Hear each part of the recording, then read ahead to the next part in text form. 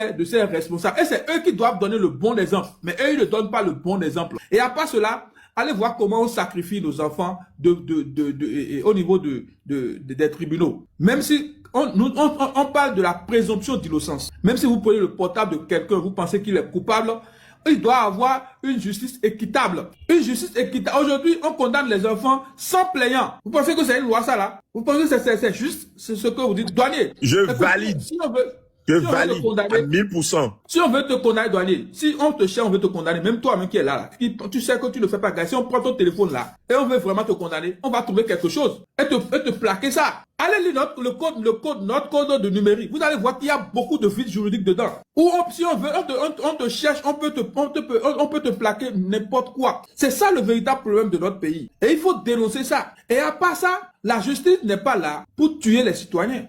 On parle du correctionnel. Il faut corriger le citoyen à le réintégrer dans la société. Qu'est-ce qui se passe avec nos enfants en prison? Est-ce qu'il y a un programme de réinsertion de nos enfants? Est-ce que l'État joue son rôle pour donner de l'emploi? Comment se fait-il que des gens qui ont un bac plus 5 se reconvertissent en gaiman? Il faut se poser le problème de fond. L'État ne joue pas bien son rôle. Ça veut dire que l'État n'arrive pas à donner de l'emploi, à créer des conditions favorables pour que les jeunes puissent quand même s'en sortir. À 1000%, je suis d'accord à 1000%. Ils ne sont jamais responsables de rien. Le débat devient politique et on accuse le gouvernement.